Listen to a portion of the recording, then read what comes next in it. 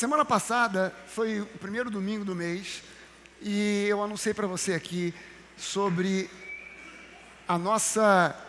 aquilo que Deus tem falado no nosso coração sobre o mês de dezembro e sobre 2023, sobre o ano que vai se iniciar.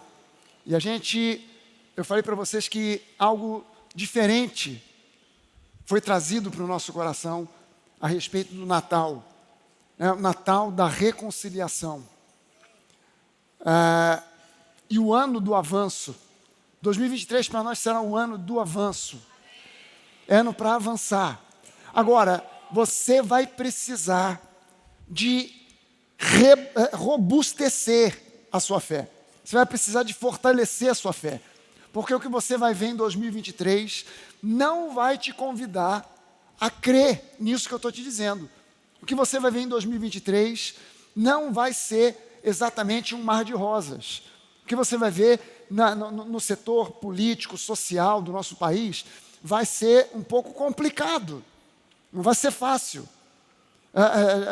O futuro presidente, já eleito, já andou escolhendo aí alguns futuros ministros. Aquele que vai gerenciar a grana do país já foi o pior prefeito que São Paulo teve. Foi o pior ministro da educação que já houve na história do Brasil. O currículo dele não fala muito a favor de alguma coisa positiva. E a gente vai encarar um ano difícil. Mas eu quero garantir para você que aqueles que estão em Cristo, firmados em Cristo, aqueles que se firmarem na rocha, não na areia, não na terra frouxa, mas na rocha que é Jesus, aqueles que se firmarem na rocha da palavra, esses vão ter um ano de avanço. Agora, esse avanço não acontece por outro meio que não seja através da fé. A promessa já é feita, a herança já é nossa. O problema é nós não nos deixarmos levar pelas circunstâncias, por aquilo que se vê, por aquilo que é noticiado, por aquilo que se sente. Nós estamos vivendo um tempo complicadíssimo. E aí eu falo sobre a era da pós-verdade. Você não sabe mais o que é real, o que não é real. As pessoas estão vendo por aí, mandando vídeos, há muitos vídeos, por exemplo, de movimentações normais, rotineiras do exército, de caminhões que passam nas estradas e tal, e o pessoal já anda fazendo vídeo dizendo que isso aí é sinal de que vai ter um golpe militar. Não vai ter golpe nenhum, não vai acontecer nada. Aquilo é movimentação normal que o exército, a marinha e a aeronáutica fazem todo santo dia aquilo ali acontece. O pessoal já vê aquilo e bota como se fosse, não vai acontecer. Gente, vamos tranquilizar o nosso coração e entender que Deus está no controle da nossa vida. O sistema da Babilônia está nas mãos de Satanás, mas o sistema do reino onde nós estamos inseridos está no controle do nosso Deus. E nós precisamos fazer cristianismo à vera, cristianismo sério. Não dá para ficar brincando de igreja. Você não vem à igreja para simplesmente ter um apaziguamento mental.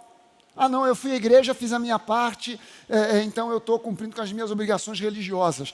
A religião, ela complica. Você não tem que ter religião, você tem que ter um relacionamento íntimo, real, verdadeiro com Deus. Através de Jesus, pela unção e ação do Espírito Santo no seu coração. Se você tem um relacionamento puramente religioso, é apenas o cumprimento de tarefas. Você vem à igreja porque, afinal de contas, todo domingo você sempre vem, já há tantos anos, e já acostumou, já está na massa do sangue. Para com isso e toma uma decisão de ter um relacionamento real, íntimo, próximo com Deus. Para você poder viver a realidade do Evangelho. E não simplesmente mais uma religião. Jesus não veio estabelecer uma religião. Ele veio abrir o caminho para nós termos um relacionamento íntimo, real, verdadeiro, sincero, honesto com Deus. Então nós precisamos levar cristianismo a sério. E aquilo que a palavra de Deus diz em relação ao nosso comportamento, às nossas ações, nós precisamos levar isso a sério. Eu não posso querer as bênçãos e de outro lado, jogar no lixo o que Jesus coloca como fundamental para o nosso dia a dia. Então eu puxei aqui na semana passada duas passagens bíblicas em Mateus e Lucas, Mateus 5, Lucas 6, aonde Jesus, ele nos diz, olha, alguém te feriu na face esquerda, oferece também a direita, ou feriu a direita, oferece a esquerda. Alguém te esbofeteou, oferece a outra face. Alguém quer levar a túnica, leva a camisa também. Em Lucas 6, Jesus pergunta, escuta, por que vocês me chamam de Senhor, Senhor, mas não fazem o que eu mando? E aí ele compara, ele conta uma pequena parábola, dizendo, olha, isso que eu estou dizendo para vocês, a respeito de eu falar e vocês colocarem em prática, se assemelha a um homem que foi construiu a sua casa, mas ele cavou uma profunda vala, e ele foi até a rocha, ele ultrapassou a camada de terra, de areia, e ele foi até a rocha, e ele lançou bases, ele lançou estruturas, para que aquela casa ficasse firme. E quando ele terminou de construir aquela casa, com aquela base bem profunda, firmada na rocha, vieram as enchentes, bateram contra aquela casa, e ela permaneceu de pé, porque ela estava firmada na rocha. Mas aquele que ouve as minhas palavras e não as pratica, e nós vimos que Jesus fala ali, aquele que vem a mim, ouve e pratica. Não basta vir a Jesus, não basta ouvir o que ele tem para dizer, é preciso vir, ouvir e praticar. Aquele que ouve e não pratica o que eu digo, será comparado a um homem que construiu a sua casa simplesmente sobre a superfície da terra, sobre a superfície da areia. Essa casa sem base, vieram as enchentes, ou seja, os problemas, as lutas, as dificuldades da vida, e foi grande a ruína daquela casa. Ela acabou sendo desmoronada, porque ela não tinha bases profundas. E ele diz, e o que são essas bases profundas, o que está firmado na rocha? É ouvir o que Jesus tem para dizer, é ouvir a palavra de Deus e colocar essa palavra em prática. Então, quando eu falo para você sobre Natal da reconciliação, eu não estou dizendo para você que é algo fácil de acontecer, ou algo fácil de fazer. Reconciliação, muitas vezes, exige da nossa parte humildade. Humildade para valer. E eu disse para você aqui que são bases, uma vai se sobrepondo, uma vai dando base para a próxima. O amor é a base da humildade. Amor e humildade são a base da reconciliação. Não pode haver reconciliação sem amor e humildade. Então, há muitas vezes que haver no meu coração uma humildade de pedir perdão a alguém e ouvir dessa pessoa um monte de desaforo e não responder. E dizer, olha, fui eu que vim aqui pedir perdão e reconheci que eu errei, e a pessoa não está disposta a perdoar, ela está disposta a me espinafrar. Paciência, eu vou ter que pagar esse preço. Por quê? Porque, cara, fui eu que pisei na bola, fui eu que errei, fui eu que vim aqui pedir perdão, ela está me espinafrando agora, não, agora vai ouvir também. Não, você tem que se colocar como Jesus. O que Jesus faria no seu lugar? É uma pergunta que a gente precisa fazer sempre. O que Jesus faria se ele estivesse no meu lugar, calçando os meus sapatos, nessa situação? Nem sempre é fácil. Nem sempre é fácil. E na maioria das vezes não é fácil. Mas nós precisamos levar o cristianismo a sério. A gente precisa levar a palavra de Deus a sério. E eu quero falar para você hoje, eu vou dar continuidade àquilo que a gente começou, aquilo que eu comecei falando aqui na semana passada. Aliás, todos os domingos aqui até o Ano Novo, a gente vai estar abordando esse tema, o Natal da Reconciliação e o Ano do Avanço. E eu tenho visto esse momento, essa introdução do mês de dezembro, o mês em que a gente fica na perspectiva do Natal. É claro que Jesus não nasceu no dia 25 de dezembro, todo mundo sabe disso. Mas essa é uma data que coincide com uma outra festa judaica, que é a festa do Hanukkah. A festa do Hanukkah é chamada Festa das Luzes. E essa festa, ela é celebrada no dia 25 do mês de Kislev, que é o final, não é ainda o final do ano judaico, na verdade é o início do ano, porque o Ano Novo Judaico já aconteceu em setembro, e a gente chega nesse mês, no dia 25, que não coincide 100%, difícil bater no mesmo dia, mas é próximo. O calendário judaico ele não bate com o nosso calendário, porque o nosso calendário é solar, e o calendário judaico é lunar. Então não bate muito as datas e os meses, não batem com a exatidão.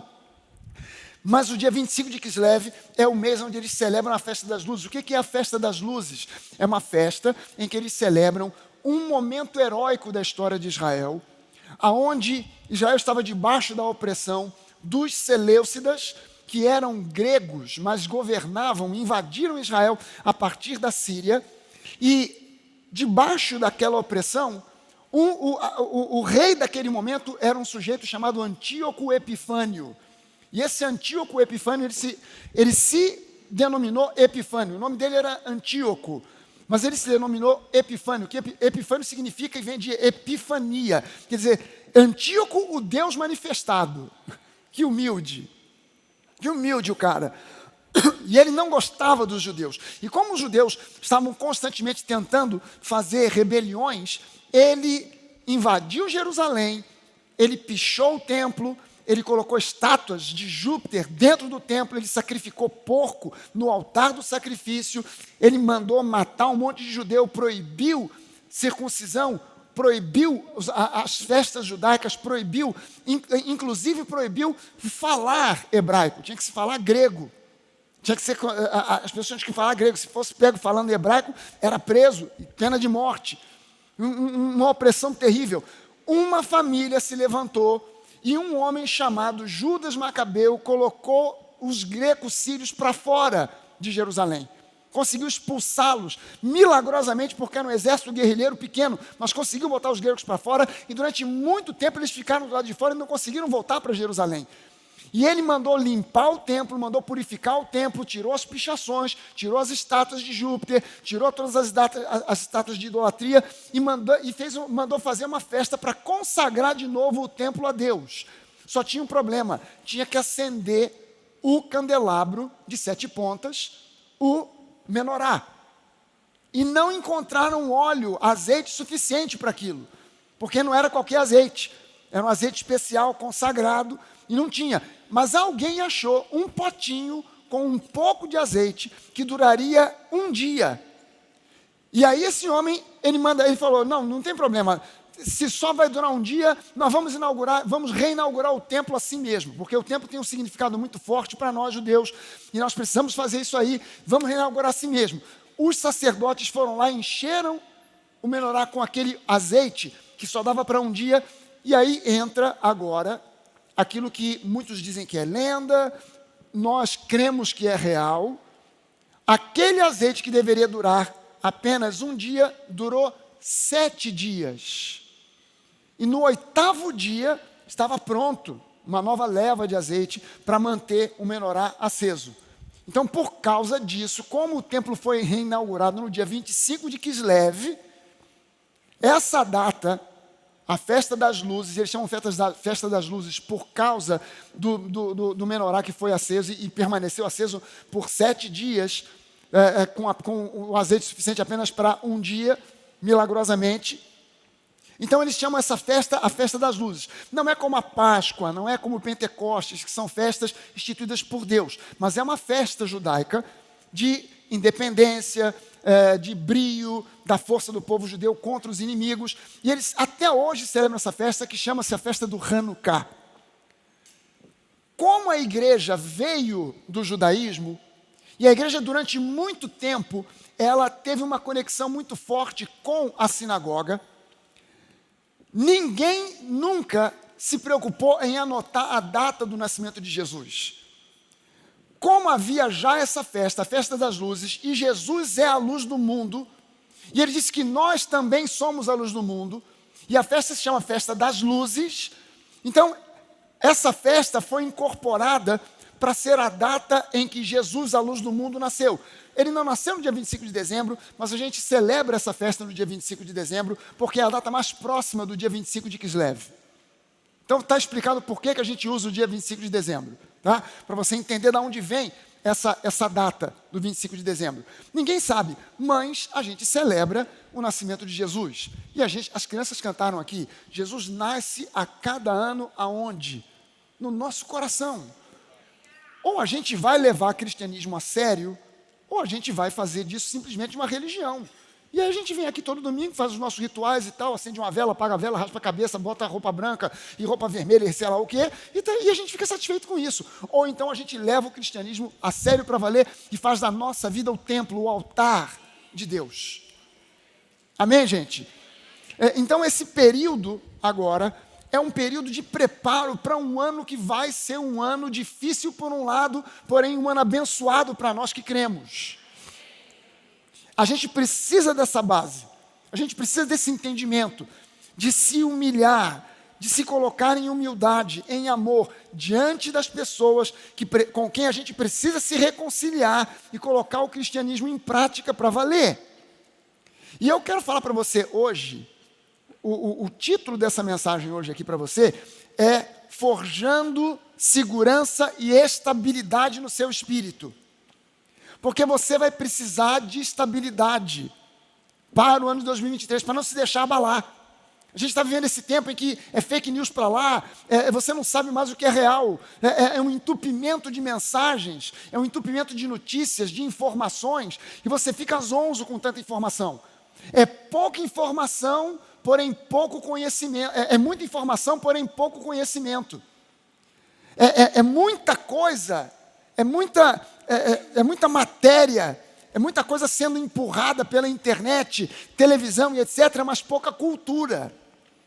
E nós precisamos entender que nós não podemos estar no meio desse rio de informações sendo levados para lá e para cá. Muitos de vocês, durante o período das eleições, foram levados nesse rio, e por causa disso caíram em armadilhas, de cair em ódio, ressentimento, mágoa, feriram e foram feridos, porque caíram nesse truque do diabo, de ficar trocando mensagens, ofendendo e sendo ofendido, por causa de candidato. E nós precisamos de ter agora um tempo de humildade, de amor e reconciliação.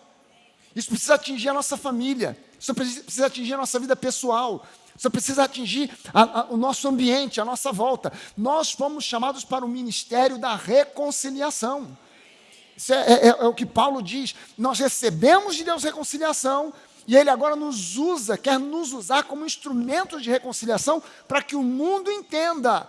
Nós somos crentes não por causa de doutrinas, somos crentes por causa do amor de Deus que habita em nós. Mas a gente vai precisar de muita segurança e muita estabilidade para o ano de 2023. Está estável, porque vai chover notícia ruim, vai chover notícia de confusão, vai chover fake news no seu celular, no seu computador, na sua televisão, na sua vizinhança, nos seus ouvidos. E você precisa estar muito seguro para estar estável, para permanecer estável e não se deixar abalar. Salmo 92, os versículos de 12 a 15, eu vou ler para você a NVI. E na NVI diz assim: os justos florescerão como a palmeira, crescerão como o cedro do Líbano, plantados na casa do Senhor, florescerão nos atos do nosso Deus. Mesmo na velhice, darão fruto, permanecerão viçosos e verdejantes, para proclamar que o Senhor é justo. Ele é a minha rocha e nele não há injustiça. Gente, o que está prometido nesse salmo é parte da nossa herança em Cristo. Lembre-se que eu disse para você aqui, nós hoje em Cristo não temos mais uma promessa da parte de Deus. Aquilo que era promessa, já para nós não é promessa, é herança. Promessa é impalpável, promessa é algo que está lá prometido, mas eu não possuo ainda. Mas no momento em que o testador morre, e eu que sou o alvo do testamento recebo a herança, eu já não tenho uma promessa, eu tenho o concreto, a realização. Então eu já não tenho mais da parte de Deus promessas, porque em cada promessa eu tenho agora o sim e o amém. Então as promessas de Deus para mim e para você se tornaram parte da nossa herança. E isso que está descrito aqui nesse Salmo 92 é parte da nossa herança em Cristo. Olha o que diz 1 Pedro 1, os versículos 3 a 5. Bendito seja o Deus e Pai de nosso Senhor Jesus Cristo, que segundo a sua grande misericórdia, que segundo a sua grande graça, essa palavra misericórdia aqui, no original grego, também pode ser traduzida como graça. Segundo o seu grande amor, segundo a sua bondade, segundo a sua grande benignidade. Você sabe qual é a diferença entre bondade e benignidade? Bondade são atos que você faz para abençoar alguém. Então você, de repente, você pega um dinheiro e dá para alguém que está passando por um aperto financeiro. Isso é um ato de bondade. Benignidade é outra coisa. Benignidade é uma capacidade que Deus dá a mim e a você de olhar para outras pessoas, dando a elas uma outra oportunidade. Por isso a Bíblia diz que Deus é benigno, porque Ele olha para nós e todo dia, apesar das nossas falhas, apesar dos nossos pecados, apesar dos nossos erros, todo dia Deus olha para nós com benignidade. Ontem ele errou, ontem ela pisou na bola, mas hoje eles vão acertar. Essa é a esperança que há no coração de Deus todo santo dia, porque Ele é benigno. E Ele espera que nós também sejamos benignos. Bendito seja o Deus e Pai do nosso Senhor Jesus Cristo, que segundo a sua grande misericórdia, bondade, benignidade, amor, graça, nos regenerou, nos gerou novamente para uma viva esperança, mediante a ressurreição de Jesus Cristo dentre os mortos, para uma herança que não pode ser destruída, que não fica manchada, que não murcha e que está reservada nos céus para vocês, que são guardados pelo poder de Deus, mediante o uso da fé, para a salvação, cura, libertação. Sotéria é o grego, é a palavra grega. Salvo, curado, liberto, abençoado, próspero, vitorioso, para a salvação preparada para ser revelada no último tempo. Amém, gente? Você pode levantar uma das suas mãos e dizer isso em Cristo. Eu tenho uma herança poderosa, maravilhosa, que não pode ser destruída, suprimida, diminuída, em hipótese alguma, e está reservada para mim. Aleluia! Gente, o que o Salmo 92 está dizendo aqui para nós, os justos, ou seja, aqueles que foram justificados. Isso para o salmista era profético, para nós é a concretização. No Antigo Testamento não houve um justo sequer. No Novo Testamento, todo aquele que recebe a Jesus é justificado, tornou-se justiça de Deus. Então agora esse salmo aqui, que para o salmista e para o povo do Antigo Testamento era apenas uma promessa, era profecia, para nós é a nossa realidade.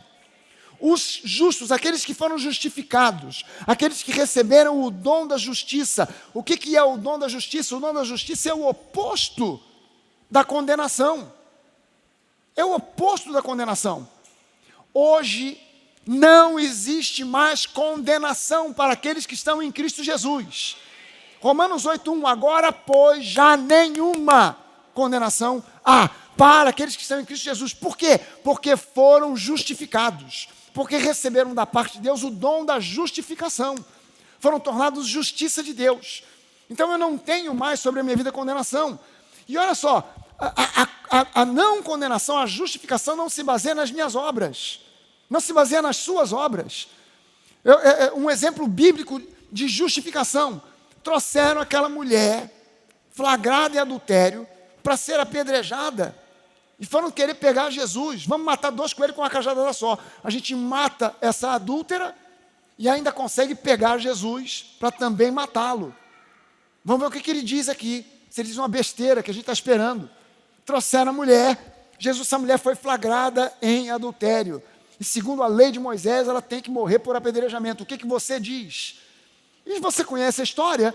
E Jesus, ele continua, ele estava escrevendo, rabiscando com o dedo no chão.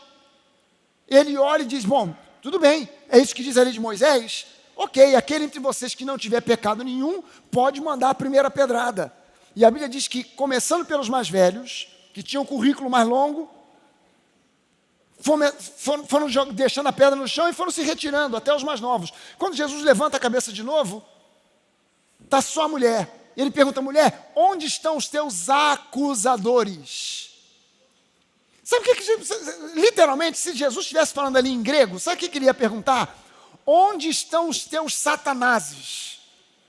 Porque a palavra Hassatan significa, no hebraico, ha-satã, significa o acusador. Ha-o, Satã, acusador. Onde estão os teus acusadores? Onde estão aqueles que te acusavam? Onde estão aqueles que estavam querendo te condenar? Ela disse, Senhor, não ficou nenhum. Ele diz, nem eu te condeno, vai e não peques mais. Pergunto eu para você, o que Jesus deu primeiro para ela? O que Jesus deu em primeiro lugar para ela? A condição de não pecar ou a justificação? Qual era a obra que ela tinha realizado para receber a justificação? Adultério. Ela não tinha feito nada de bom para receber justificação. Segundo a lei, ela tinha que morrer apedrejada. Mas Jesus diz, pode ir em paz. Vai em paz e não peques mais. Jesus deu a ela um presente. Um presente. Mulher, o que Moisés tinha para te dar era pedrada. Eu te dou a justificação. Vai, não peques mais. E nós recebemos o mesmo. Nós recebemos de Jesus o mesmo. Não foi pelas nossas boas obras que fomos justificados. Pelo contrário, Jesus olhou para nós com benignidade. Jesus olhou para nós com bondade, com amor. E Ele nos justificou na obra da cruz.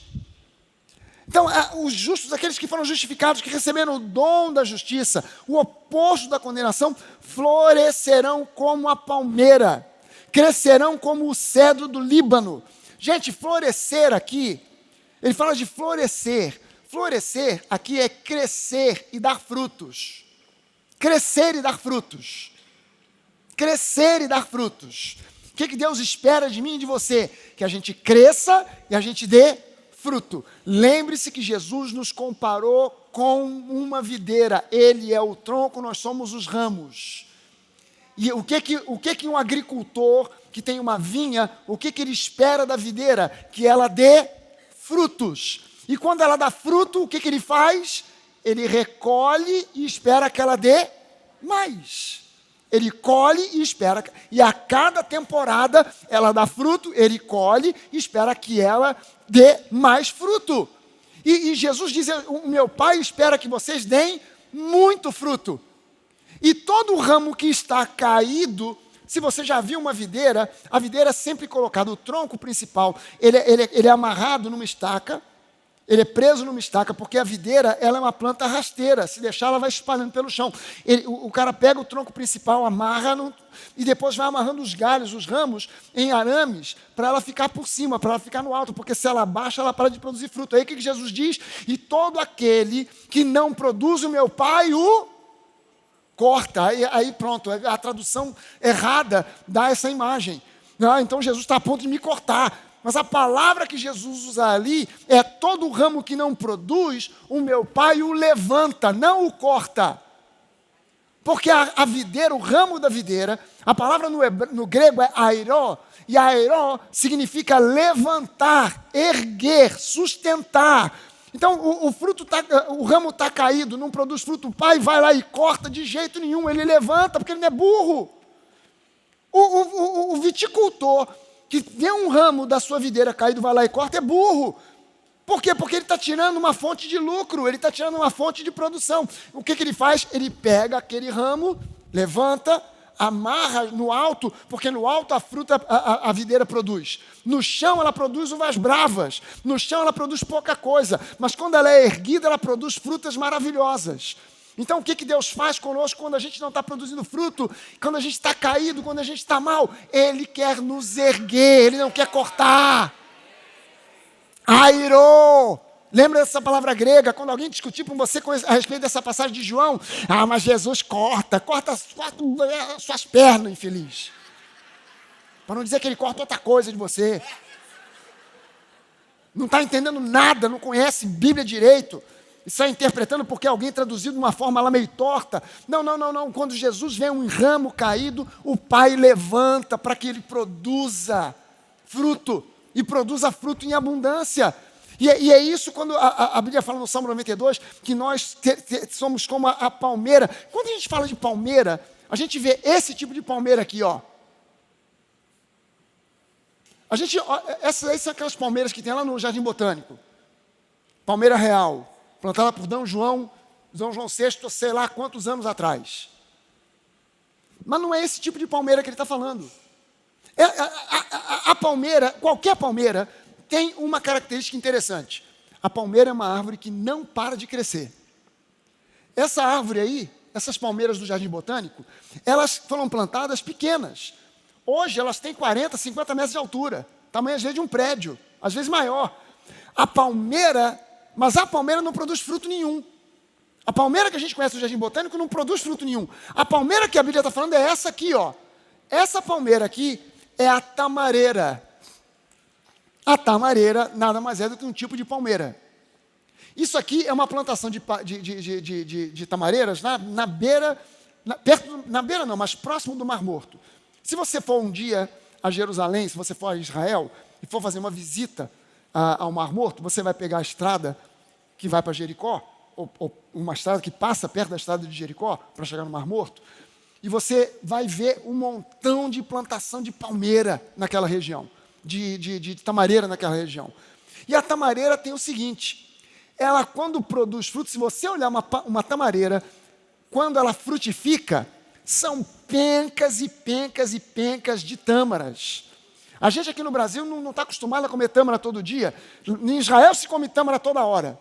Até na salada o pessoal coloca tâmara. Eu não sou muito chegado nesse negócio de botar fruta no meio de salada. Misturar sobremesa com a comida. Para mim uma coisa é uma coisa, outra coisa é outra coisa. Mas o pessoal bota lá alface, tomate, cenoura, cebola e tâmara. Tem gente que gosta desse negócio de misturar salgado com doce. Agora no Natal, hoje, mania. Pernil, aí o camarada bota uma rodela de abacaxi. Eu me lembro quando eu era criança, minha avó botava assim na mesa, né, nessa época de Natal, um peru assim inteiro que foi assado no forno. E em volta do peru tinha uma farofa, e tinha ameixa e pêssego. O que aquela ameixa, aquele pêssego está fazendo ali, gente? Meu Deus do céu, eu criança já não entendia, cresci e continuei não entendendo. Mas tem gente que gosta. E tâmara se come a rodo lá em Israel. E quando você vê na Bíblia falando sobre o mel que escorre da rocha, mel na Bíblia não é mel de abelha, é mel de tâmara, que lá você pode comprar, inclusive. Aliás, a gente sempre traz. Vem a embalagem cheia de mel de tâmara e junto com o que a gente traz? Formiga.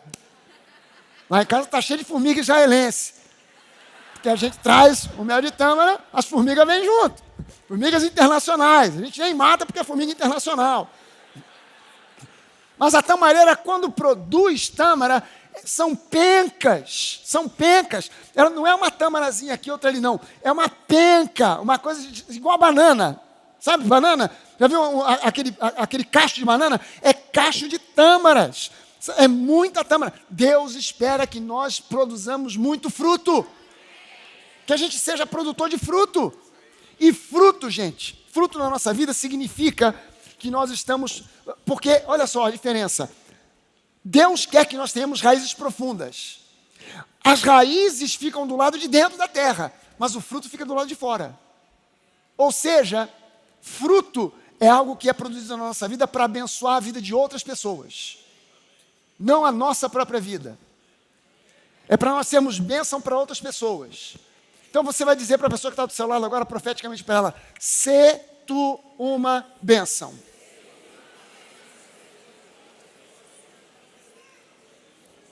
Você está entendendo que quando Deus disse para Abraão, sê tu uma bênção, não foi uma ordem. Não foi uma ordem. Está no imperativo, né? Aí a pessoa pensa que Deus dá uma ordem para Abraão. Abraão, dê seu jeito e trata de ser uma bênção.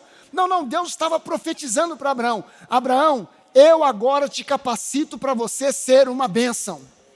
Todas as famílias da terra serão abençoadas em você. Seja agora, uma bênção. Quando você está dizendo para essa pessoa do seu lado, sê tu uma bênção, você não está dando uma ordem, você está profetizando na vida dela. Seja você uma bênção. Seja você uma bênção. Quem recebe isso, diga amém. Mas ele também fala sobre o cedro.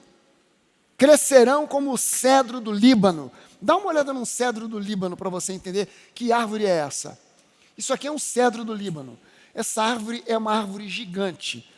E o pessoal que entende de botânica diz que nas florestas aonde existem cedros do Líbano, quando vem uma tempestade qualquer, pode vir furacão, o que for, tudo quanto é árvore que tem à volta cai.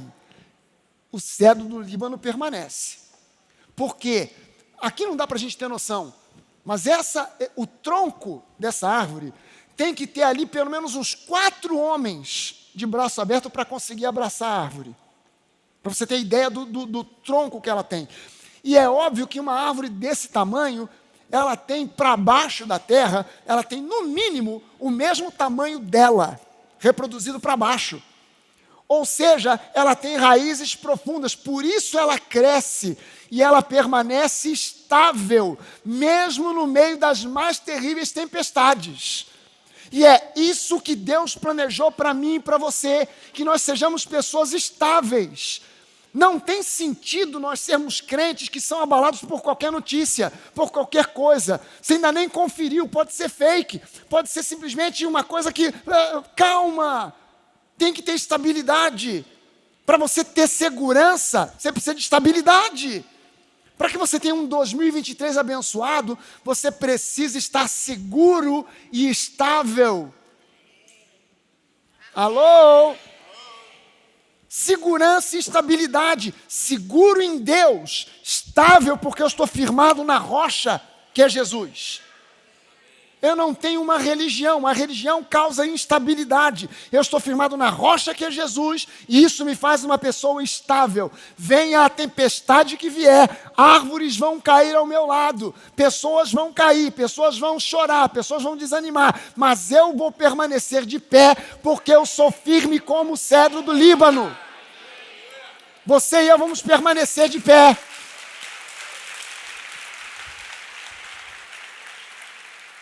Sabe, a Bíblia diz no versículo 13 lá, plantados, ou seja, firmados, estabelecidos, com raízes profundas, estáveis, seguros, aonde? Na casa do Senhor. Gente, vamos levar o cristianismo a sério? Se a gente vai levar o cristianismo a sério, a gente tem que entender o seguinte, esse papo do cara dizer, eu não tenho igreja, mas eu sou do reino de Deus. Isso é uma hipocrisia do tamanho de um bonde. Isso é uma hipocrisia gigante, enorme. Plantados na casa do Senhor, significa que você está plantado numa igreja local. Não é simplesmente no reino. Você dizer, eu estou plantado no reino, isso é muito vago. Todos nós estamos, você, os batistas, presbiterianos, a Assembleia de Deus, está todo mundo plantado no reino. Eu quero saber o seguinte, você tem raízes numa igreja local? Ou você é pipa voada? A gente tem que ter cuidado, gente, porque nós estamos vivendo num tempo, tudo é muito rápido, a gente quer tudo muito rápido. A gente quer, é a época do fast food. Então você vai no restaurante, sentou no restaurante, pediu a comida, demorou mais de 10 minutos, você já começa a dizer, o que está acontecendo aqui de errado? Mas na sua casa a comida fica pronta em 10 minutos? Não fica, né? Mas às vezes, dependendo do que for, demora quase que um dia inteiro para fazer, né? Chamou a família para comer um cozido. Você começou a fazer o cozido no dia anterior. Descasca batata, descasca cenoura, descasca chuchu, e sei lá mais o quê, e bota no fogo lento e tal. Não é na pressa. Não é na pressa. É devagar. Da mesma forma, gente, a gente está acostumado agora com essa mentalidade do fast. Tudo é fast. Fast food, é comida na hora. Você chega lá, não vou nem pedir um prato complicado, porque eu quero é só um hambúrguer. Cheeseburger, que é bem rápido. Tem até o drive-thru. Você vem de carro, pega assim passando e já vai. Tu pediu 2 hambúrguer, não sei das quantas, com sangue, quando chega em casa está tudo trocado, porque também o cara na pressa bota tudo errado. Mas tem que ser na pressa. E aí o que a gente faz? A gente quer fast food, a gente quer fast marido, fast esposa, fast casamento, porque tem que ser fast, eu quero ser feliz rápido. Então, casei com ela hoje, não está me fazendo feliz, daqui a 6 meses eu entrei no casamento, que nem eu entro em vaga de shopping, de ré. Porque qualquer coisa engata primeiro e já sai. Porque eu quero fast. E a gente quer fast church. Fast church. É a igreja do resultado rápido. A gente quer coisa rápida. E aí as pessoas vão perdendo o senso de pertencimento. Você sabe que hoje o que mais tem é crente migrando de igreja para igreja. A igreja não está crescendo tanto quanto as pessoas pensam. Porque, na verdade, a igreja não está atingindo o mundo. Mas a igreja está evangelizando a igreja. E por que isso? Porque a pessoa perde o senso de pertencimento. Porque tudo tem que ser fast, é rápido. A pessoa vê um problema na igreja, ela já muda de igreja. Entenda só o seguinte, você já enxergou algum problema aqui na Nova? Já? Então, o que você enxergou, Deus te fez enxergar para você ser parte da solução. Aí você vê o problema e continua sentado no banco reclamando, mas ninguém faz nada. Ah lá o pastor Jorge, não faz nada, olha lá. Olha lá, olha o pastor Fragali, também não fala com ele. Olha lá, olha o problema. Gente, você viu um problema? Hoje de manhã, estava chegando aqui, tem uns adesivos ali nessas portas, dizendo para você, essa porta é aquela porta anti-chama, que você tem que empurrar aquela alavanca para ela abrir. Né? Tem gente que chega ali e fica puxando a porta. Não vai abrir. Você tem que empurrar. Aí a gente botou um adesivo. Aquele adesivo, ele estava descolando. Eu, quando vi aquilo, Denise viu aquilo, aonde tem uma cola. Aonde tem uma cola. Lá na Geração Nova tem cola. Fui eu lá na Geração Nova buscar cola. Pedi lá. Tem cola. Eu cheguei lá, estava a primeira pessoa que eu encontrei pela frente, Aline, onde é que tem uma cola? Ela, vamos comigo. Eu subi as escadas, ela me deu logo 2 tubos de cola. Eu falei, não precisa disso tudo não, pode levar, pastor. Trouxe para cá. Quando eu cheguei, já tinha gente colando. Já tinha gente lá colando lá, porque estava descolando o negócio, estava tudo enrugado, enroscado. Falei, gente, que coisa horrorosa. Eu vi o problema. O que eu fiz? Chamei alguém para reclamar. Pastor Jorge Daltro, olha que coisa horrorosa. Este negócio aqui, escrito ali, empurre para abrir. E ninguém consegue ver nem empurrar, por isso que a pessoa fica puxando, porque não vê. Não, eu fui lá arrumar a cola para colar o negócio. Por quê? Porque eu vi o problema, eu sou parte da solução. Quando a pessoa vê um problema, já não me sinto mais nesta igreja. E pula daqui. Gente, a gente critica pra caramba o pessoal das igrejas mais tradicionais, presbiterianos, batistas, mas essa turma, às vezes, tem uma história de família na igreja de mais de 100 anos. Então, ali, ó, é o pai que gerou os filhos, os netos, os bisnetos, e o pessoal vai fazendo, fica ali durante... E a gente, e os pentecostais, né? O pentecostal, como é que a gente é? Uma semana em cada igreja. É uma benção, aleluia, é uma benção. A benção que eu não recebo aqui, eu recebo lá. Vai receber nada, no final das contas não recebe nada. Entenda o seguinte, igreja não é fast food, igreja não é fast, você quer crescer, você tem que estar plantado. Você tem que estar plantado. Florescerão nos atos, ou seja, vão dar frutos. Mesmo na velhice darão fruto. Frutificar, continuar a produzir, ser útil, servir. Permanecerão viçosos e verdejantes. Verdejante aqui, é claro, Deus não está falando que você vai ficar verde. Mas está dizendo aqui que você vai ter vigor, força, capacidade para continuar produzindo e prosperando. E ele te dá essas condições para quê? O versículo 15 te explica. Para proclamar que o Senhor é justo. Ou seja, para que você tenha um testemunho de vida. Testemunho de vida. Testemunho de vida. Ele não é o pastor, não é a igreja A, B ou C, mas Ele é a minha rocha. Ou seja, Deus, Jesus, Ele é a fonte da minha força, da minha segurança, da minha estabilidade. E nele, em Cristo, não há injustiça. E por que eu posso afirmar que nele não há injustiça? Porque eu confio nele e eu sei que Ele é fiel. Agora, lembre-se de uma coisa, o inimigo, ele não vai querer jamais permitir que você permaneça nesse estado de descanso, de estabilidade, de paz, de segurança. Ele vai fazer o melhor que ele puder para te tirar desse estado. Gente, o diabo tem tudo para a gente descer a marreta nele, criticar, falar mal. Mas uma coisa a gente tem que elogiar o diabo. Uma coisa ele merece ser elogiado. O bichinho trabalha. O bicho trabalha, não tira férias, não descansa. É o tempo inteiro perturbando, fazendo o melhor que ele puder para não deixar você em paz, em segurança, estabilidade. Ele quer te desestabilizar. Ele quer tirar a sua paz, ele quer remover você do descanso e levar você para um lugar de ansiedade, de preocupação, de insegurança.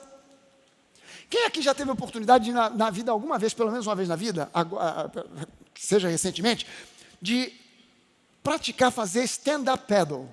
Aquele pranchão que você vai remando. Quem já fez? Gente, é gostoso pra caramba, não é? Você subir naquela prancha, se você pega uma prancha bem estável, prancha bem larga, bem grande, você vai ali, você não sabe nem remar direito, mas você vai ali, coçando a água, vai fazendo um passeio. Gente, é mais ou menos isso aqui, ó. Aí você está ali, que maravilha, água tranquila. A vida é assim. A vida é assim. Você está num stand-up paddle, você está numa prancha de stand-up, está remando, mas está tranquilo, pôr do sol, água morna, aquele visual maravilhoso. Aí o que o diabo faz? Ele está vendo o teu sossego, ele vai te dar um susto.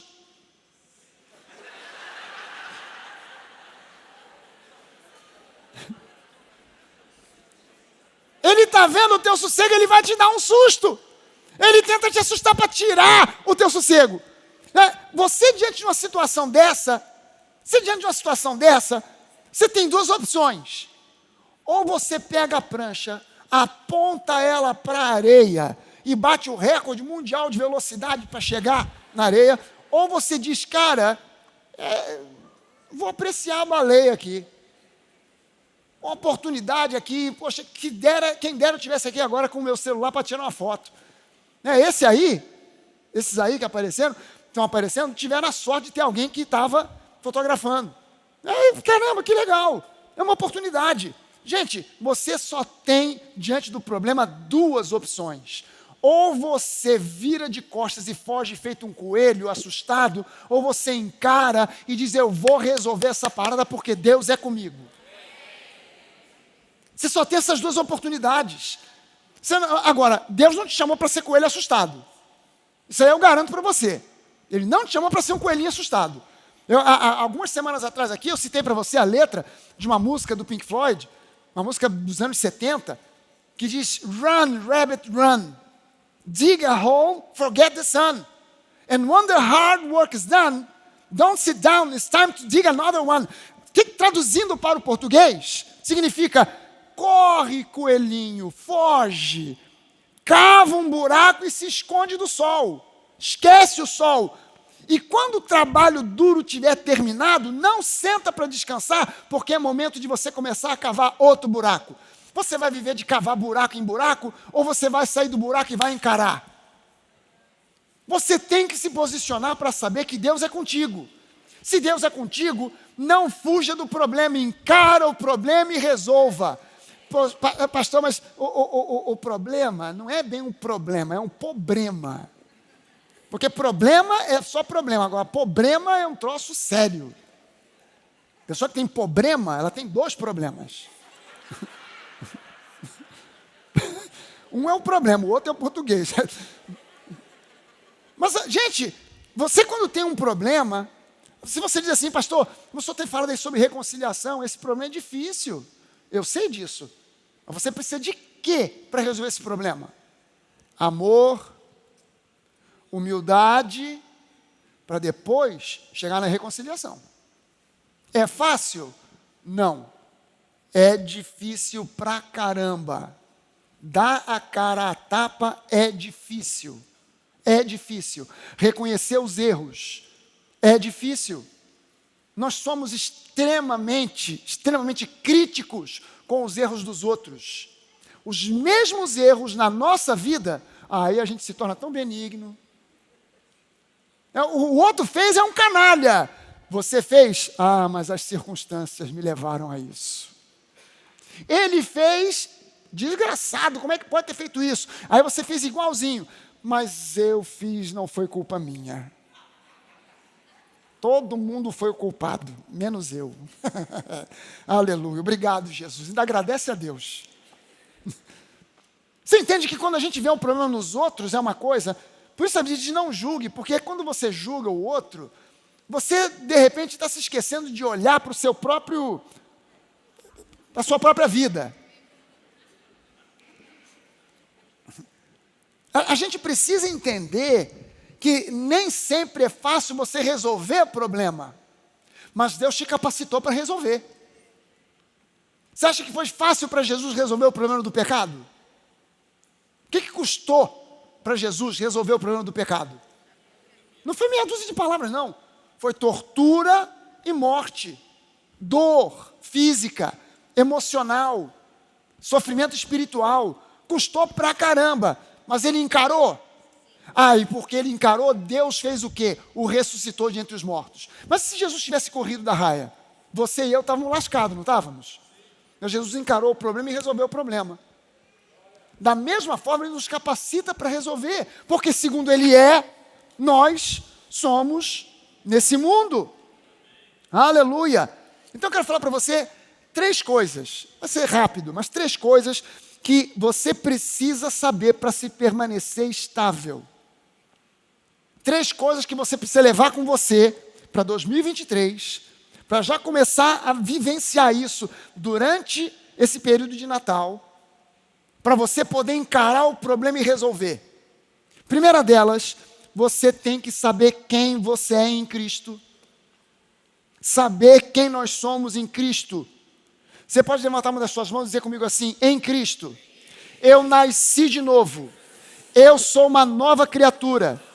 Eu tenho a natureza de Jesus, a natureza divina em mim. Aleluia! Meu irmão, em Cristo, você e eu somos justificados. Por causa dessa justificação, nós nos tornamos santos.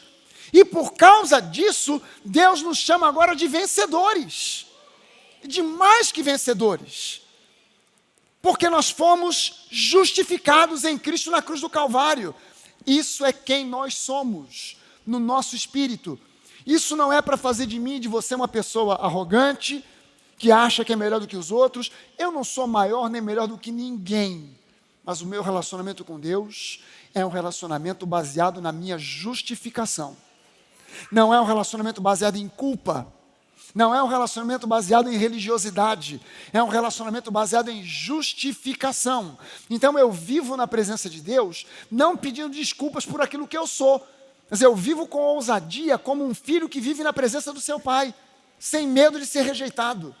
Apesar dos meus defeitos, apesar das minhas falhas. Por quê? Porque eu fui justificado. Em Cristo eu fui justificado. Em Cristo nós somos. Isso não é para nos dar uma posição cínica. Não, então eu posso ter erro à vontade. Não, eu não me conformo com os meus erros. Eu quero que Deus me aperfeiçoe a cada dia.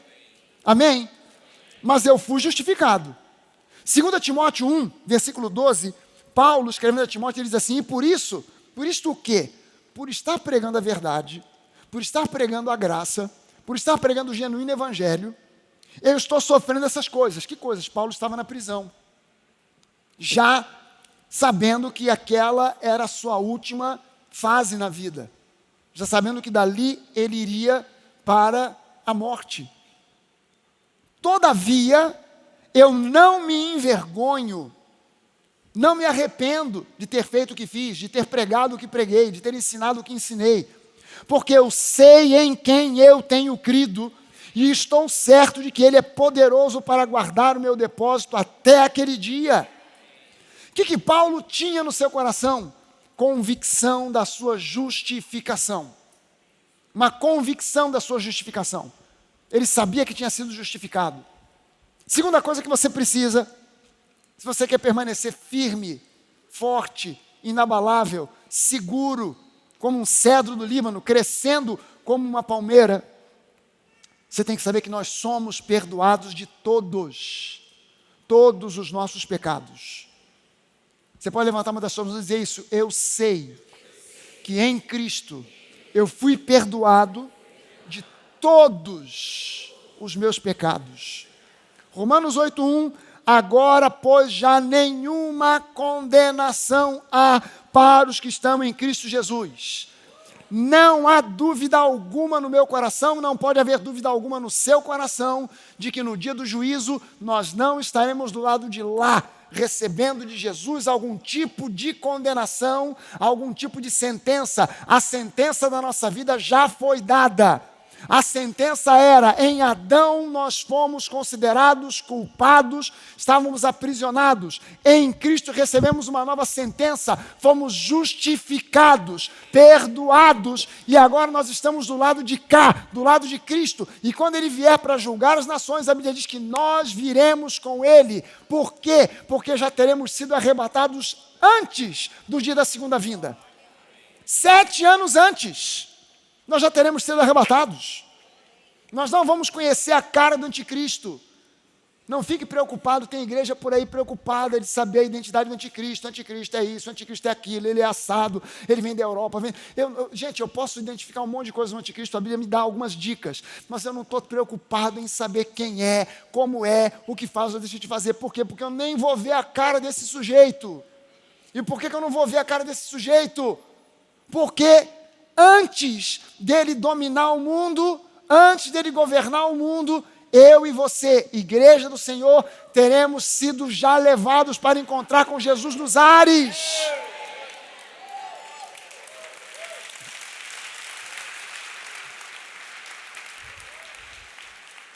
E por que isso vai acontecer? Porque em Cristo já não há condenação. 1 João 1, 9 e 10...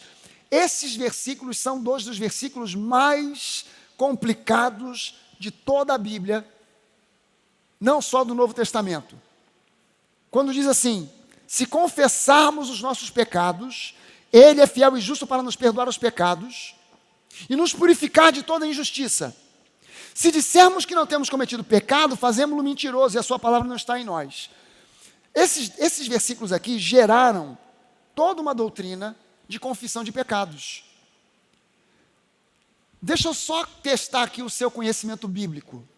Quantos outros versículos existem na Bíblia, no Novo Testamento, convidando ou intimando você a confessar pecados? Quem sabe que existe mais um, mais 2 ou 3? Quem acha que existe pelo menos mais um? Tem mais um? A Luciana lembrou de um aqui: confessai uns aos outros seus pecados para serem curados. Só que essa confissão que ela citou aqui, que é de Tiago, do livro de Tiago, não é você confessando para Deus.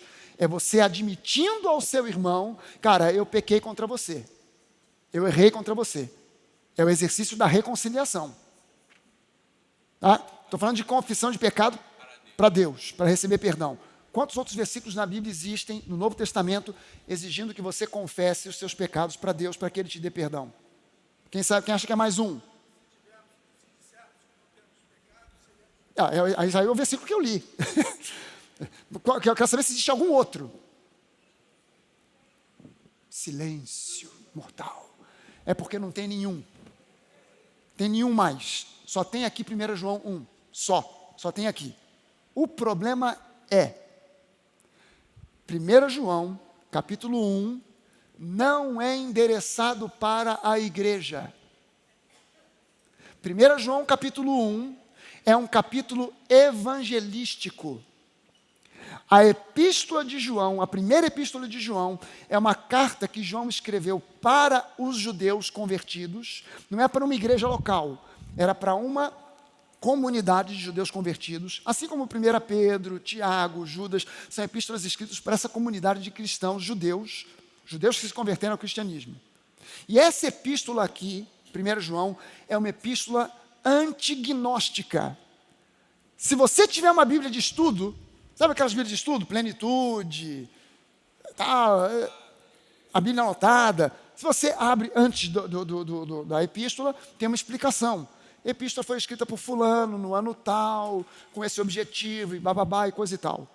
Pode pegar qualquer Bíblia de estudo e você vai ver que vai dizendo em 1 João que é uma epístola antignóstica, ou seja, para combater o gnosticismo. O que era o gnosticismo? Era uma seita do primeiro século, que é a seita mãe de tudo quanto é seita anticristã que você conheça hoje.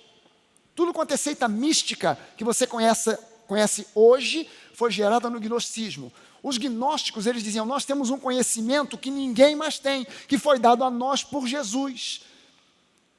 Paulo não tem esse conhecimento, João não tem esse conhecimento, Pedro não tem, é um conhecimento secreto que foi dado a nós. Esses caras, Pedro, Paulo, João, Tiago, essa turma está por fora, eles são falsos profetas, nós é que sabemos a verdade. E eles tinham uma doutrina muito louca, eles diziam, por exemplo, que na cruz do Calvário, quem morreu não foi Deus, não foi Jesus, Deus, foi um homem, que aos 30 anos de idade, baixou nele o Espírito do Cristo, e durante 3 anos e meio ele fez os milagres que fez, disse as coisas que disse, mas no momento do jardim do Getsemane, que chegaram os guardas para prender o Espírito do Cristo, foi embora, e ele voltou a ser um homem normal. Então ele foi crucificado, torturado, crucificado e morto, e não ressuscitou no 3º dia. A ressurreição foi uma invenção dos apóstolos. Isso era o que os gnósticos diziam. Eles diziam, por exemplo, uma outra linha dos gnósticos, dizia que Jesus não era de carne e osso, ele era virtual. Se você tentasse cumprimentar, você ia atravessar ele, porque ele era uma espécie de um fantasma.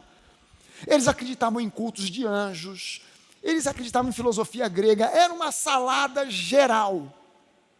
E aí João escreve, Paulo também escreveu epístolas contra o gnosticismo, mas João, especificamente 1 João, é uma epístola contra os gnósticos. Por isso João diz assim, no Evangelho de João, por exemplo, o que os nossos olhos viram, o que as nossas mãos apalparam. Jesus não era virtual, era de carne e osso, eu estava do lado dele, eu reclinei minha cabeça no ombro dele, eu convivi com ele, eu comi com ele, almocei, jantei com ele, eu sei que Jesus era de carne e osso, eu vi Jesus crucificado, eu vi, por isso Paulo fala, eu tenho pregado Jesus e este crucificado.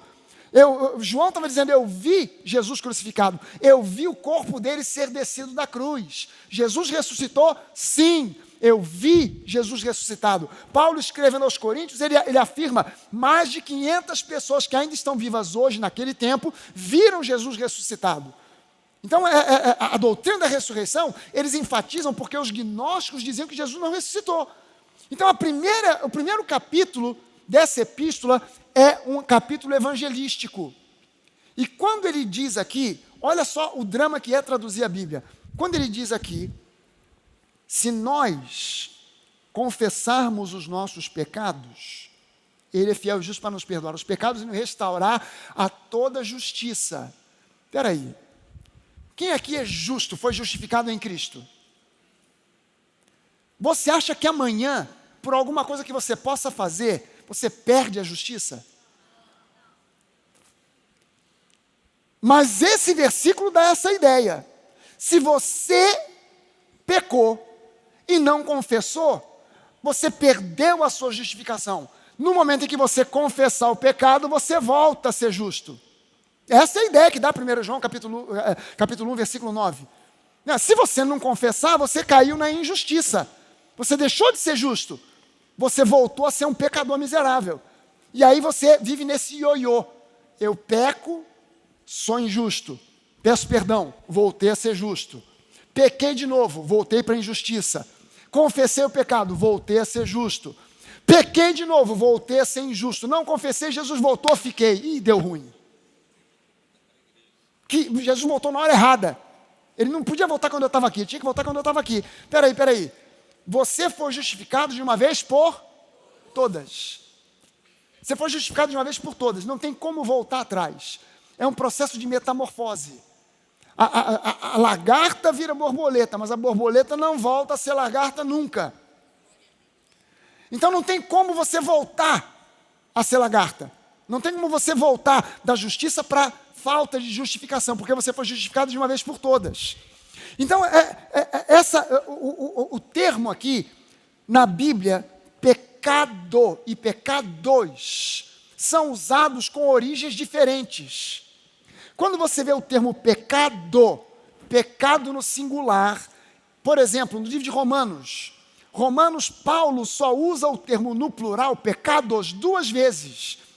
Uma vez, dizendo que Deus deixou impunes os pecados, esperando a manifestação de Jesus, E em Jesus todos foram perdoados. A segunda citação que ele faz usando o plural, pecados, é uma citação de Davi, do livro de Salmos. Ele diz, bem-aventurado o homem a quem Deus não atribui as suas iniquidades, a quem Deus perdoa os pecados. E nem é o que Paulo está dizendo, é uma citação do livro de Salmos. Todo o resto da epístola de Romanos, em todos os capítulos em que ele fala sobre pecado, é no singular. Qual é a diferença? No singular, em geral, a palavra grega é hamartia. Hamartia é substantivo. Pecados, no plural, é hamartano. Hamartano são as ações pecaminosas. Roubar, matar, mentir, isso é hamartano. Hamartia é a fonte, é a origem do pecado. É a natureza pecaminosa. Jesus não foi à cruz para simplesmente lidar com o hamartano. Jesus foi à cruz lidar com hamartia. Ele aniquilou o corpo do pecado. A consequência é que os pecados foram juntos. Se você quiser que um limoeiro não produza mais limões, não adianta tirar os limões e jogar fora. Você precisa arrancar a raiz. Jesus não foi nas consequências, ele foi na raiz. Ele eliminou a raiz do pecado. Hamartia. Hamartano seria roubar, está perdoado. Você matou, está perdoado. Você roubou, está perdoado. Você mentiu, está perdoado. Não, isso aí Jesus já tinha feito. Na cruz, ele foi lidar com hamartia, a fonte, a origem do pecado. Então, quando você olha 1 João, você dá uma olhada em 1 João, vou mostrar um versículo para você aqui, Romanos 6, 1 e 2. Romanos 6, versículo 1 e 2 diz assim, que diremos, pois? Permaneceremos no pecado, hamartia, a fonte, a origem, para que seja a graça mais abundante? De modo nenhum. Como viveremos ainda no pecado, hamartia, nós que para ele morremos?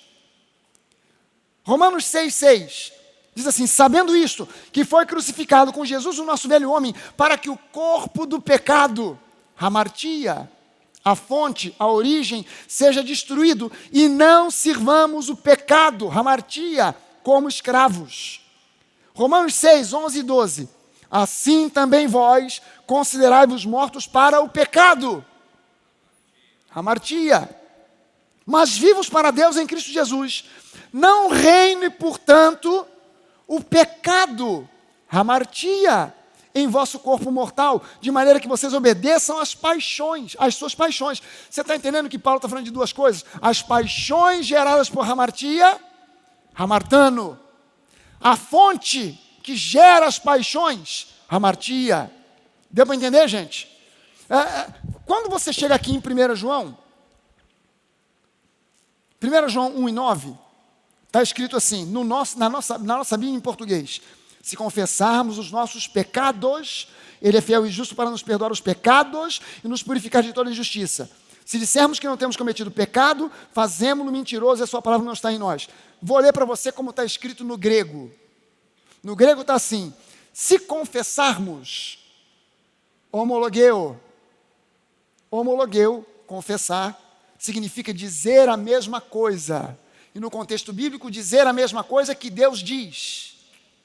Se nós dissermos a mesma coisa que Deus diz, sobre o nosso pecado, hamartia, não está falando dos nossos pecados, embora esteja traduzido no plural, na sua Bíblia, no original é hamartia.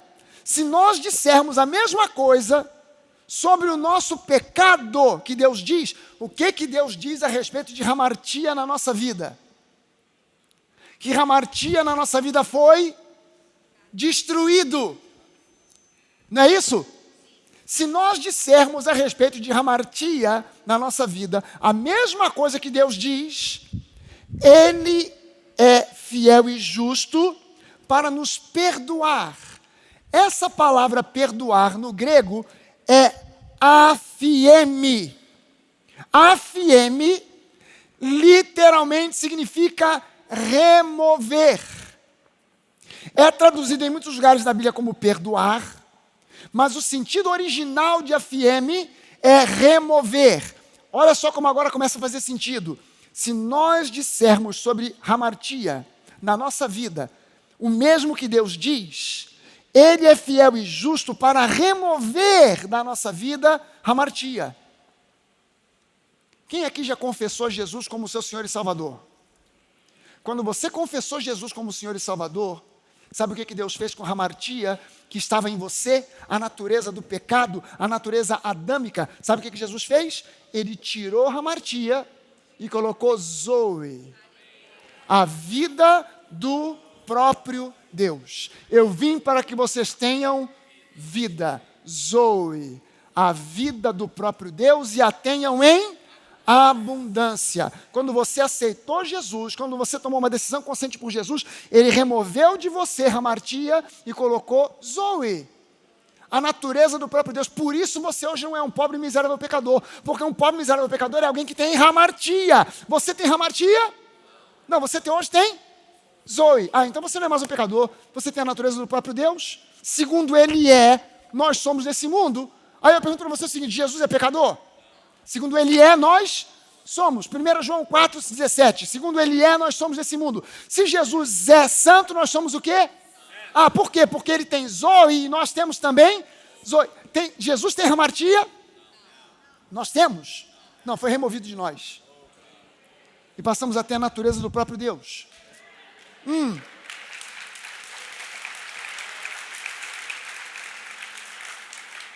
No versículo 10 ele diz: se nós dissermos que não temos cometido pecados, hamartano, aí sim, aí nós fazemos a Ele mentiroso, e a sua palavra não está em nós.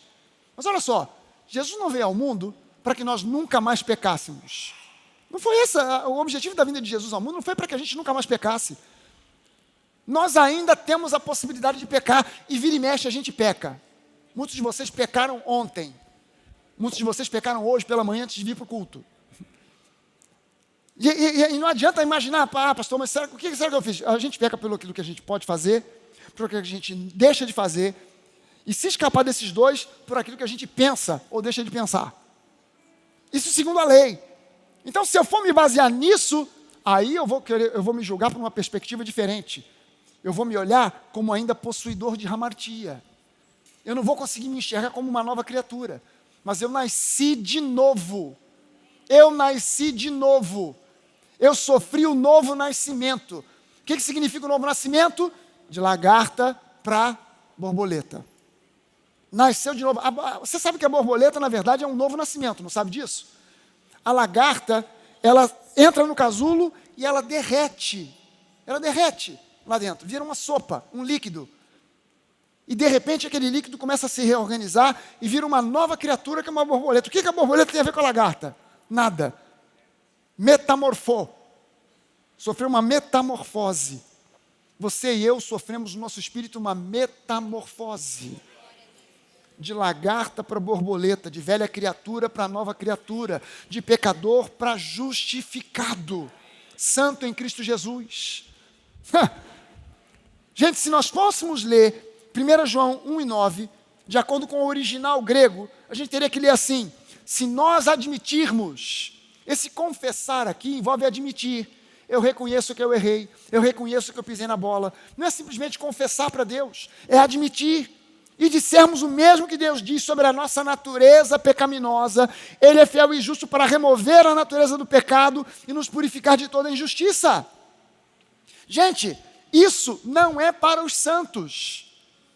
É para os pecadores, para os gnósticos. Capítulo 2 de 1 João. Filhinhos, eu vos escrevo porque os vossos pecados estão perdoados. Mas peraí, estão perdoados ou eu tenho que confessar? No capítulo 1 diz que eu tenho que confessar. No capítulo 2 diz que já está perdoado? Não, é porque o capítulo 1 foi escrito para que os gnósticos se convertam. Enquanto que o capítulo 2 agora é para a igreja. Quanto a vocês, filhinhos, os pecados de vocês estão perdoados. Aleluia, aleluia. Eu tenho que estar consciente de que quando eu admito que errei, eu não estou contando uma novidade para Deus.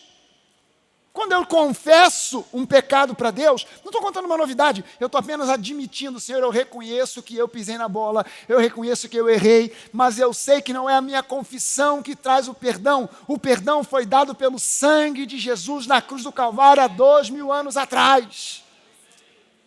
Mas eu tenho que ser honesto e admitir, Senhor, eu admito, eu pisei na bola, mas eu sei que eu já recebi o perdão, e eu não vou permitir que o diabo me conduza debaixo de condenação. Eu vou tomar uma atitude de coragem e vou agir de acordo com a tua palavra. Eu tenho que fazer a restituição a alguém, eu tenho que pedir perdão a alguém, eu tenho que perdoar alguém. O que é que eu tenho que fazer? Então eu vou botar em prática. Isso aí não vai me fazer mais santo ou mais perdoado. É apenas o cristianismo colocado em prática. É somente o cristianismo colocado em prática. O meu perdão já foi garantido há 2000 anos atrás, há mais de 2000 anos atrás. Sabe como é que Deus te quer? Deus te quer assim, ó, dá uma olhada nessa foto aqui.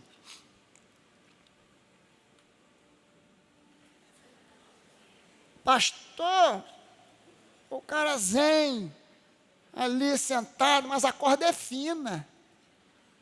Pois é, meu irmão. Andar com Cristo é andar na adrenalina. Você quer outra vida? Procura outra religião. Você quer seguir Jesus? Você vai andar na adrenalina. Mas é assim que você tem que andar. Ó. Se você já fez slackline alguma vez na vida, quanto mais tenso você fica, menos equilibrado você fica. Você sobe nessa corda, você relaxa, fica com o braço mole, ó, e vai embora. Se você ficar tenso, você tem que estar assim, ó, dando graça. Não, peraí, volta.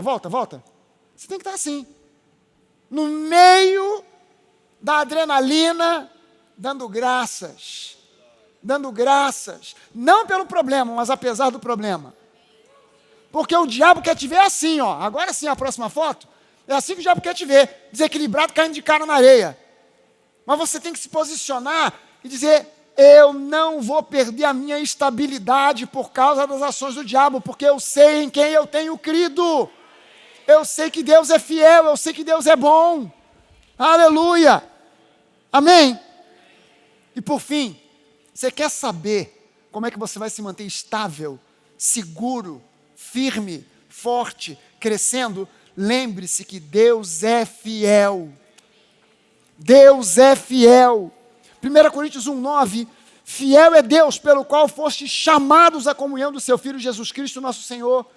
Meu irmão, você foi chamado. Você não está na igreja por um acaso. Você não está aqui porque você tropeçou lá na porta, veio catando cavaco e caiu aqui dentro. Você está aqui porque Deus tem um propósito para a sua vida. Deus tem uma chamada, Deus te chamou. E eu vou te dizer aonde foi que Deus te chamou. Deus te chamou foi no ventre da tua mãe. Deus já sabia tudo que você ia passar, Deus já sabia tudo que você ia viver, e Deus não te rejeitou, Ele continuou te chamando, até o dia que você ouviu o chamado, e você está aqui hoje porque você ouviu o chamado de Deus para a sua vida. Ele te chamou, Ele te ama, Ele se importa com você, Ele é fiel. 1 Tessalonicenses 5:24, fiel é aquele que vos chama, o qual também o fará. Ele vai fazer, Ele vai cumprir aquilo que Ele já prometeu. Hebreus 10:23, guardemos firme a confissão da esperança.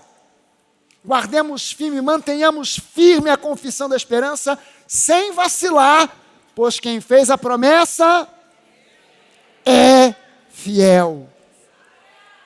Nós podemos ser seguros, nós podemos ser estáveis, porque nós sabemos quem nós somos. Nós sabemos a quem nós pertencemos. Nós sabemos que somos plenamente perdoados, que já não há condenação sobre a nossa vida. Nós sabemos que Deus é fiel e é fiel sempre. Aleluia! Alguém pode dar uma salva de palmas ao Senhor Jesus por causa disso? Amém!